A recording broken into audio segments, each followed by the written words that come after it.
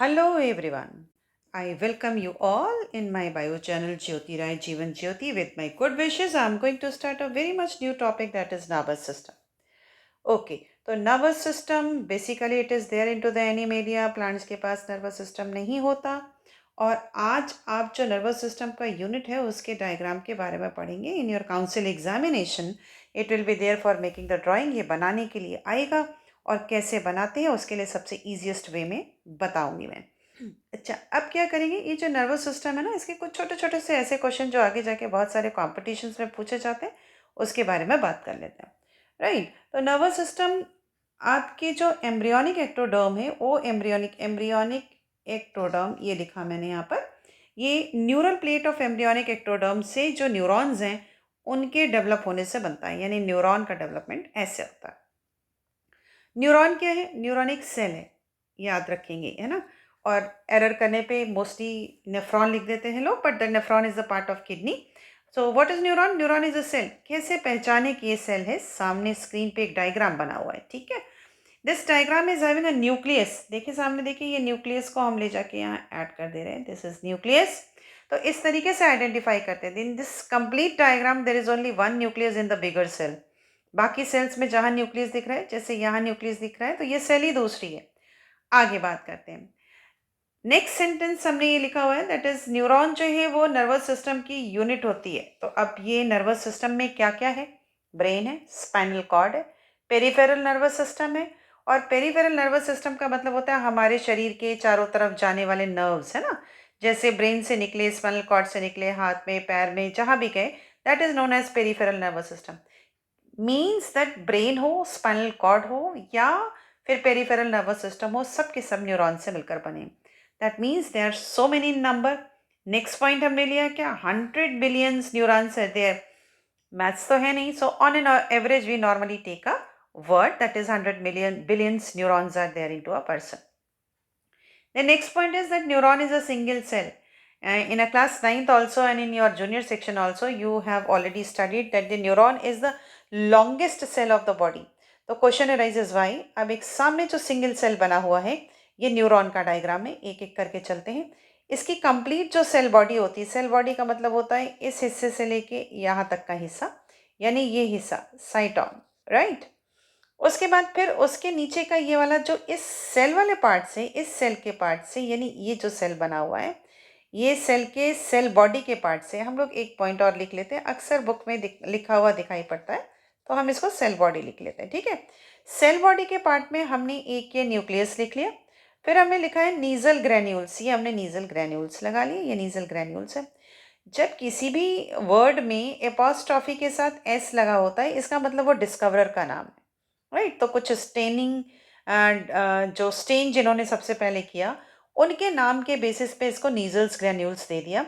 एक specific character भी है, अभी बात करते हैं कि ये क्या चीज़ है. फिर यहाँ से यहाँ तक जो सबसे लंबा साइटोप्लाज्मिक प्रोसेस है उसको हम एक्सॉन कहते हैं. ये बना लिया. इसी सेल का, इस सेल की बात हो रही है, यानी इस सेल बॉडी की बात हो रही है. कुछ साइटोप्लाज्मिक प्रोसेस और हैं जो थोड़े एक्सॉन से छोटे हैं, जो वहाँ जहाँ से डेवलप हो रहे हैं, उनके लिए हमने वर्ड यूज़ किया डेंड्रॉन, ये लगा लिया. और जो फर्केट होके, टर्मिनेट होके और फाइन हो रहे हैं, उसके लिए हमने वर्ड लगा लिया डेंड्राइट्स. यानी हमें डेंड्रॉन मिला, डेंड्राइट्स मिला. ये छोटे छोटे से छोटे हैं, छोटे से छोटे साइटोप्लाज्म से या कह लें साइटॉन से निकलने वाले साइटोप्लाज्मिक प्रोसेस हैं. और जो बड़ा वाला साइटोप्लाज्मिक प्रोसेस है जो नीचे की तरफ जा रहा है, उसको हमने एक्सॉन बोला है. किसी भी सेल को, एक सिंगल सेल यहाँ ड्रॉ कर लेते हैं, ठीक है. एक न्यूक्लियस यहाँ ड्रॉ कर लेते हैं. ये हमने कर लिया न्यूक्लियस, एन यू लिख लिया. और ये हम सेल बना रहे, एनी काइंड ऑफ सेल. उसके चारों तरफ जो मेम्ब्रेन होती है उसको हम प्लाज्मा मेम्ब्रेन कहते हैं, सेल मेम्ब्रेन कहते हैं. और एक वर्ड और होता है जिसका नाम होता है प्लाज्मा लेम्मा, ठीक. उसी तरीके से इसी एक्सॉन के चारों तरफ ये ब्लू कलर की जो लाइन जा रही है वो इसकी मेम्ब्रेन है.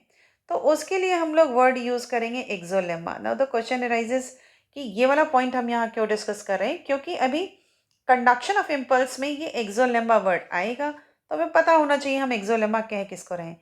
यानी एक्सॉन के चारों तरफ जो मेम्ब्रेन है, इस मेम्ब्रेन को हम एक्सोलेमा वर्ड से नवाज रहे हैं, ना इसकी लेबलिंग हम एक्सोलेमा कर रहे हैं.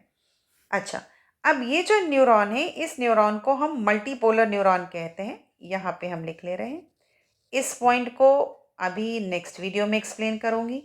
फिलहाल मल्टीपोलर का मीनिंग बता देती हूँ। ये डेंड्राइट्स के देखिए, एक ब्रांच ये, एक ब्रांच ये। कलर शायद थोड़ा चेंज करने पे आपको ज़्यादा क्लियर समझ में आए। देखिए, एक ब्रांच ये है, एक ब्रांच ये है, एक ब्रांच ये है, एक ब्रांच ये है, एक ब्रांच ये है और एक एक्सॉन है। एक्सॉन एक ही रहेगा, ये एक्सॉन है। तो इतनी सारे ब्रांचेस की वजह से हम लोग इसको मल्टीपोलर कह रहे हैं, ठीक है। अब जो एक्सॉन है, जो नीचे की तरफ जा रहा है, ये जो एक्सॉन है, इस एक्सॉन के ऊपर कुछ कवरिंग है जिसमें छोटे छोटे से सेल्स लगे हुए हैं। सेल्स को कैसे पहचाने? ये न्यूक्लियस लगा हुआ है, साइज बड़ा कर रही हूँ, ये न्यूक्लियस लगा हुआ है, ये न्यूक्लियस लगा हुआ है। तो सेल्स को पहचानने का मेन एजेंडा यही होता है कि इसमें न्यूक्लियस जरूर लगा होगा। आइए, अब इस सेल को, जो ये सेल्स जिसकी कवरिंग है, इस कवरिंग को, ये एक्स्ट्रा पिंक कलर की कवरिंग को पूरा अगर शीत लें, शीत का मतलब पूरी लेयर, यानी यहाँ से यहाँ तक ऐसे शीत लें, तो उसको हम माइलिन शीत कहते हैं। Myelin that is combination of protein and lipid, right. उसके बाद अभी छोटे छोटे जो एक एक सिंगल सिंगल सेल्स हैं, उन सेल्स को ये माइलिन शीट के बाद ये माइलिन शीट हो गई यहाँ से यहाँ तक। लेकिन जो सिंगल सिंगल सेल्स हैं उनको हम श्वान सेल्स कहते हैं। ये यानी हम ऐसे कह सकते हैं कि myelin sheath is made up of so many Schwann cells. Myelin sheath is made up of so many Schwann cells. यहाँ पे भी आप देखिए, Schwann cells के नीचे हमने लिखा हुआ है नोट्स ऑफ रेनवियर। रेनवियर भी डिस्कवरर के नाम पर ही है। देखें, किसी भी नोड का क्या मतलब होता है? For example I am going to take the example of stem, है ना। स्टेम में इस तरीके के नोड्स पाए जाते हैं। ये हमारा नोड हो गया, ये हमारा नोड हो गया और ये हमारा इंटर नोड हो गया। अब क्या करेंगे? एक श्वान सेल से दूसरे श्वान सेल के बीच में जो गैपिंग आ रही, ये गैपिंग भी क्या है? बहुत ही फाइन कॉन्स्ट्रक्शन दिखाई दे रहा है, तो उसको हम नोट्स ऑफ रेनवियर कहते हैं। अगर हम दूसरी लेबलिंग ले लें तो वो ये आ जाएगी, नोट्स ऑफ रेनवियर। यानी टोटल चले तो ये नोट्स ऑफ रेनवियर है, ये नोट्स ऑफ रेनवियर है। अब नोट्स ऑफ रेनवियर के नाम से क्वेश्चन जो है वो एग्जाम में आता है। अब इस एग्जॉन को नीचे की तरफ मूव करते जा रहे हैं। मूव करते जा रहे हैं का मतलब हम एग्जॉन में ऐसे नीचे जा रहे हैं। ये एग्जॉन नीचे जा कर के फर्केट हो रहा है। मैंने 2 ही बार फर्केट किया है। Question arises Y. बुक में तो कई सारे फर्केशन होते हैं, मतलब ऐसे भी होते हैं, ऐसे भी होते हैं, ऐसे भी होते हैं। हमेशा डायग्राम, अगर कोई डायग्राम ड्रॉ करने को आए, ये वाला डायग्राम आपके एग्जाम में 2 मार्क्स का आएगा, ठीक है। कोई भी डायग्राम ड्रॉ करने को आए तो उसको सिंपल तरीके से बनाया जाता है। For example I am going to show you once again. यहाँ भी देखिए, हमने 5 बार डेंड्राइट्स बनाए हैं। हम चाहें तो 4 डेंड्राइट्स भी बना के काम चला सकते हैं, है ना। और उसके नीचे यहाँ अगर हम टर्मिनल बटन बना रहे हैं, ये एक्सॉन का टर्मिनेशन बना रहे हैं, ये बना रहे हैं, तो उस कंडीशन में आप 2 पार्ट में ही डिवाइड करके, यानी एक पार्ट ये और एक पार्ट ये बना करके हम मतलब की चीज़ें दिखा सकते हैं, ठीक है। तो 2 मार्क्स को मैनेज करने का तरीका, मार्किंग स्कीम कैसे होती है? अगर आप छोटा सा ये डायग्राम बनाते हैं, साइटॉन लिखते हैं, एक्सॉन लिखते हैं, तो आपको हाफ मार्क्स तो यहीं मिल जाते हैं। हाफ मार्क्स आपको एक्सॉन में लिखने के मिल जाते हैं। इधर से जाएं तो आप न्यूक्लियस को पहचानें, नीजल्स ग्रैन्यूल को पहचानें। एग्जाम में आता है नीजल्स ग्रैन्यूल्स क्या हैं। So as it is a animal cell, है ना। ये जो डायग्राम सामने बना है ये एनिमल सेल है। थोड़ा सा पिक्चर थोड़ी क्लीन कर ली जाए ताकि हम आपको और अच्छे से समझा पाएँ। हमें स्पेस चाहिए, ये हटाते हैं। ये देखिए, प्लाज्मा मेम्ब्रेन वाले पॉइंट को हटा लेते हैं, ठीक है। आइए, ये एक एनिमल सेल है तो इसमें हर चीज़ होनी चाहिए, सब कुछ। जैसे एंडोप्लाज्मिक रेटिकुलम होगा, mitochondria will be there, ribosomes are there, है ना। तो जो ये आप नीजल्स ग्रैन्यूल देख रहे हैं, that nasal granule is actually nasal granule is actually endoplasmic reticulum with ribosomes. ये बहुत सारे राइबोसोम्स का एक समूह है ना। इन राइबोसोम्स से ये जो नीजल ग्रैन्यूल है, यहाँ हम लिख लेते हैं, ये NISSL' है ना, नीजल्स ग्रैन्यूल्स, ये आ गया, है ना। ये ER के साथ राइबोसोम्स हैं मैक्सिमम। ER के ऊपर बहुत सारे राइबोसोम्स हैं। ये हो गए नीजल्स ग्रैन्यूल, राइट। अब एक क्वेश्चन ये उठता है कि इस वाले सेल के अंदर एक सेल ऑर्गेनल नहीं पाया जाता। It will be there into your examination once again. तो वो क्या पूछेंगे, कौन सा सेल ऑर्गेनल नहीं पाया जाता? That is known as centrosome, going to write. और एक रीज़न और पूछते हैं कि it happens so that after the birth this neuron never divides. तो क्यों नहीं डिवाइड होते? क्योंकि उसके पास सेंट्रोसोम एब्सेंट है, नहीं है। जिस तरीके से हम इसको बर्थ लेकर आए हैं दुनिया में, इसका केवल लेंथ बढ़ेगा, डिवीजन नहीं होगा। ठीक, अब आइए, एक नया टर्म है आपके सामने, bar body. Mostly it is not there in to the class 10th book, but will be there in to your competition later on. क्या है बार बॉडी? पहली बात तो ये केवल फीमेल्स में होता है, तो हम फीमेल का साइन बना लेते हैं, ये बन गया। अब बार बॉडी है क्या? बार बॉडी इसी न्यूरॉन के, इसके साइटोन के अंदर ये जो न्यूक्लियस पाया जा रहा है, डेफिनेटली इसके न्यूक्लियस के अंदर क्रोमोसोम होंगे।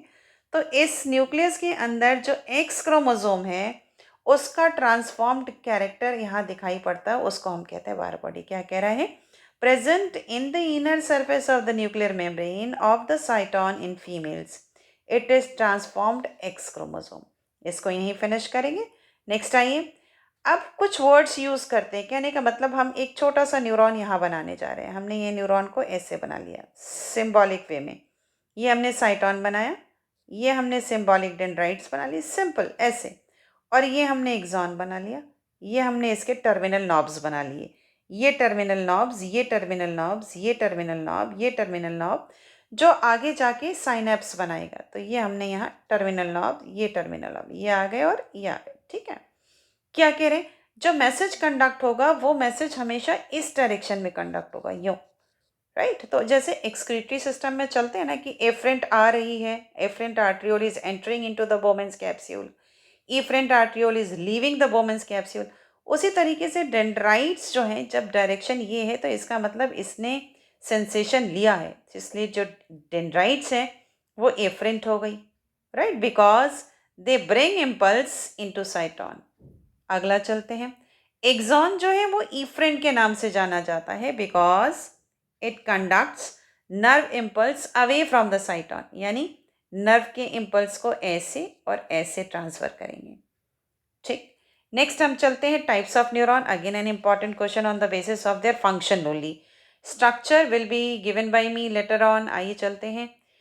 On the basis of the function of neuron, the neuron are of 3 types. सबसे पहले हमने ले लिया सेंसरी न्यूरॉन। मैथमेटिकल तरीके से हम लोग फॉर्मूले को याद करेंगे। कैसे? सेंसरी है तो ऑर्गन्स, उन ऑर्गन्स को हम रिसेप्टर भी कह सकते हैं।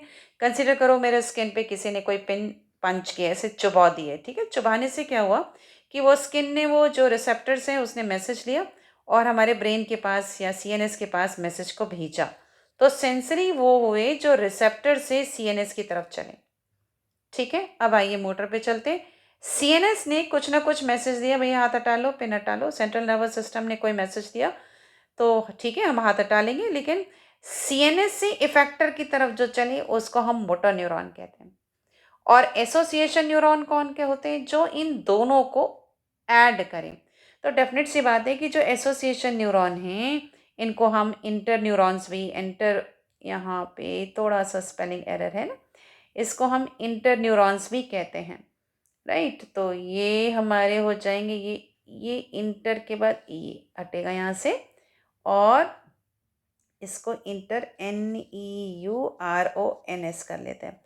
और ये वाले इंटर न्यूरॉन्स जो हैं, दे आर प्रेजेंट इन, है ना, इसको भी यहाँ से ऐसा हटा लेते हैं, PRESENT। They are present only in the CNS, यानी CNS के बाहर ये कहीं नहीं पाए जाएंगे, एसोसिएशन न्यूरॉन। फिर आइए में, यानी कि न्यूरॉन के अंदर इम्पल्स, यानी नर्व का इम्पल्स चलता कैसे।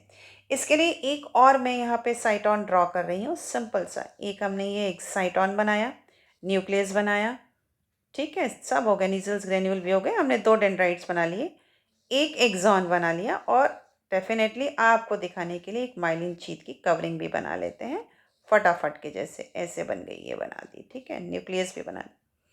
ये जो सामने डायग्राम बना हुआ है, ये डायग्राम, इस एक्सॉन को हम 90 डिग्री घुमा दें। 90 डिग्री घुमा दे का मतलब, कट लगा कर दिखाती हूँ मैं। ये एक्सॉन लिया, इसीलिए हमने एक्सोलेम्मा वर्ड इस्तेमाल किया था ऊपर। ये लिया, ये लिया, ये इतना हिस्सा, और इसको ऐसे रोटेट कर दिया, राइट। अब क्या करेंगे, इस वाले पार्ट को, इसकी मेम्ब्रेन के लिए हम लोग एक्सोलेम्मा वर्ड का इस्तेमाल कर रहे थे, ठीक है। अब यहाँ आ जाते हैं, ये आ गए वापस, यानी एक्सोलेमा यहाँ पर जब होगा तो ये हो जाएगा एक्सोलेमा, ये हो गया एक्सोलेमा। ठीक, एक चीज़ और समझने की कोशिश करेंगे। कोई भी न्यूरॉन अकेला तो होगा नहीं, उसको तो नर्व बनाना है, उसको तो पूरा सीएनएस बनाना। तो दूसरा न्यूरॉन यहाँ हो जाएगा ऐसे ऐसे ऐसे, तीसरा यहाँ हो जाएगा ऐसे ऐसे ऐसे ऐसे। तो अब इनके बीच में क्या है, ये क्या है ना, ये क्या चीज़ है ना। एक आई वाला सिस्टम पढ़ाया था आपको, एक और हमने लिम्फेटिक सिस्टम का वीडियो पोस्ट किया हुआ है बहुत पहले सर्कुलेटरी में। तो ये टिश्यू फ्लूइड है, वहाँ हमने टिश्यू फ्लूइड को डिफाइन किया हुआ है। ठीक है, टिश्यू फ्लूइड के साथ साथ ये कनेक्टिव टिश्यू भी कह सकते हैं, यहाँ के बीच बीच में, मतलब फ्लूइड के साथ साथ कनेक्टिव टिश्यू फिल्ड है। सीटी लिख लिया हमने, ये कनेक्टिव टिश्यू फिल्ड है। ये फ्लूइड होना बहुत ज़रूरी है। आयंस का एक्सचेंज करेंगे कैसे, तो ये हमारा हमने यहाँ पे कनेक्टिव टिश्यू लगा लिया, न्यूरॉन न्यूरॉन न्यूरॉन, और बीच में जो है वो connective tissue, and along with the ion exchange process is also there. जब इसको हम ऐसे 90 डिग्री रोटेट करके ड्रॉ करेंगे तो वो डायग्राम मैंने यहाँ ऑलरेडी ड्रॉ कर रखा है। Axolemma that is plasma membrane of the axon. अब हो क्या रहा है, इसके अंदर जो साइटोप्लाज्म होगा उसको हम एक्सोप्लाज्म कह सकते हैं। लिखना ज़रूरी है, जब आप बुक में पढ़ें PLASM। ठीक है, तो ये सारे वर्ड्स आपके सामने आएंगे। अब ये एक्सोप्लाज्म में सारे निगेटिवली चार्ज आयंस जो हैं वो एक्सॉन के अंदर है। ये देखिए, ये नेगेटिव है, ये नेगेटिव है, ये नेगेटिव है, ये नेगेटिव है। ठीक है, पॉजिटिव चार्ज बाहर है। क्वेश्चन उठता है कि ऐसा क्यों होता है, यहाँ है, ये देखिए कनेक्टिव टिश्यू में है या टिश्यू फ्लूइड में है, कि ये पॉजिटिव क्यों होता है। इसलिए होता है कि ये जो एक्सोलेमा है, ये इसके अंदर एक सोडियम पोटेशियम पंप चल रहा है। चलिए थोड़ा सा हम यहाँ पे इसको मेसी होने से बचाते हैं, और अब हम इसको लिखते हैं यहाँ पर ऐसे, sodium ion plus potassium ion और पंप। ठीक है, क्या है ये पंप, क्या होता है पंप का मतलब क्या होता है, किसी चीज़ को पुश करना, है ना। तो जो ये एक्सोलेमा है ना, ये इसके लिए, इसके पास सोडियम और पोटेशियम की परमेबिलिटी होती है, लेकिन थोड़ी सी बेईमानी होती है। बेईमानी ये होती है कि सोडियम को बड़ी तेज़ी से 3 सोडियम आयंस को बाहर की तरफ फेंक रहा है, और अंदर जो ला रहा है वो केवल 2 पोटेशियम आयन है। तो अल्टीमेटली डिसबैलेंस हो जाता है, अंदर जो है वो पॉजिटिव चार्ज कम हो जाता है और बाहर पॉजिटिव चार्ज ज़्यादा हो जाता है। केवल पॉजिटिव ही एक्सचेंज इस तरीके से हो रहे हैं। ये नेगेटिव तो इसलिए अट्रैक्ट हो गए क्योंकि प्लाज्मा मेम्ब्रेन के पास, यहाँ एक्सोलेमा के पास पॉजिटिव बाहर की तरफ इकट्ठा हो गए। तो कुछ प्रोटीन होते हैं जो निगेटिवली चार्ज होते हैं, वो इतने बड़े पार्टिकल होते हैं कि वो इस मेम्ब्रेन से बाहर नहीं जा सकते, तो इस पॉजिटिव के अगेंस्ट यहाँ लग गए। जब सारे मेम्ब्रेन में 2 अलग अलग पोल्स दिखाई पड़े, यानी एक पॉजिटिव हो और दूसरा निगेटिव हो, उस कंडीशन को हम लोग पोलराइज स्टेज कहते हैं। ऐसे लिखेंगे, पोलराइज स्टेज।